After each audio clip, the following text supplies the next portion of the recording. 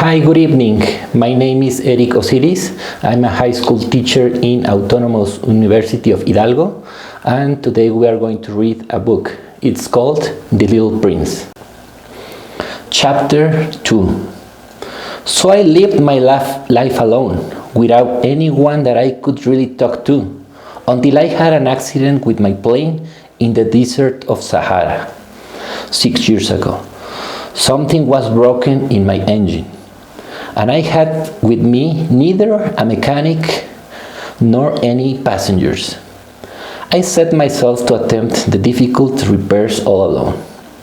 It was a question of life or death for me. I had scarcely enough drinking water to last a week. The first night, then, I went to sleep on the sand, 1,000 miles from any human habitation. I was more isolated than a shipwrecked sailor on a raft in the middle of the ocean.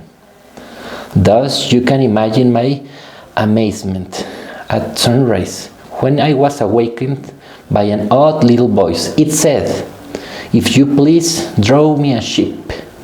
What? Draw me a ship?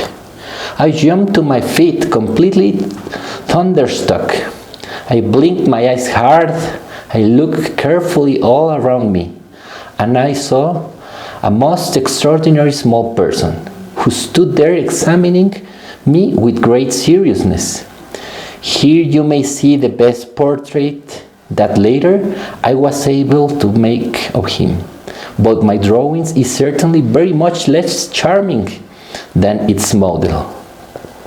That, however, is not my fault. The grown-ups discouraged me in my painter's career when I was 6 years old, and I have learned to draw anything except boas from the outside and boas from the outside.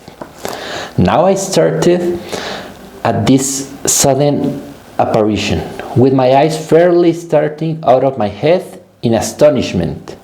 Remember, I had crashed in the desert 1,000 miles from any inhabited region, and yet my little man seemed neither to be straying uncertainly among the sands, nor to be fainting from fatigue or hunger or thirst or fear. Nothing about him gave me suggestion of all child lost in the middle of the desert, 1,000 miles from any human habitation. Then, at last, I was able to speak. I said to him, "But what are you doing here?"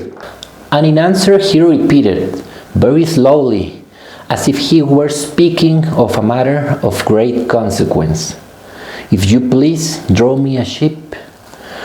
When a mystery is too overpowering, one dare not disobey. Absurd as it might seem to me, 1,000 miles from any human habitation and in danger of death, I took out my pocket, a sheet of paper and my fountain pen. But then I remembered how my studies had been concentrated on geography, history, arithmetic, and grammar. And I told the little chap, a little crossly too, that I did not know how to draw. He answered me, "That doesn't matter, draw me a ship."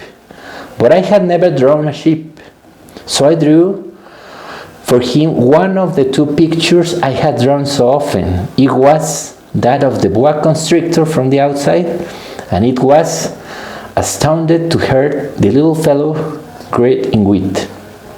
No, I do not want an elephant inside a boa constrictor. A boa constrictor is a very dangerous creature, and an elephant is very cumbersome. Where I live, everything is very small. What I need is a ship. Draw me a ship. So then I made a drawing. He looked at it carefully, then he said, "No, this ship is already very sickly. Make me another." So I made another drawing. My friend smiled gently and indulgently. "You see yourself," he said.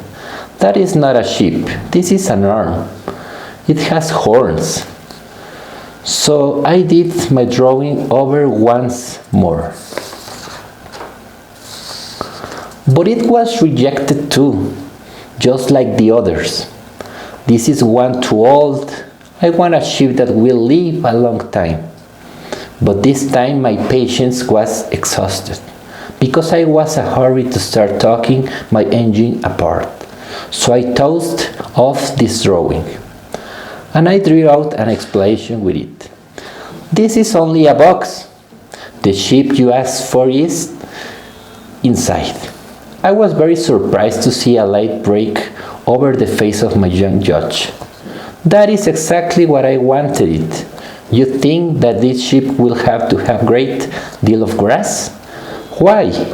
Because where I live everything is very small. There will surely be enough grass for him, I said. It is very small ship that I have given you. He bent his head over the drawing. Not so small that look, he has gone to sleep. And that is how I made the acquaintance of a little prince.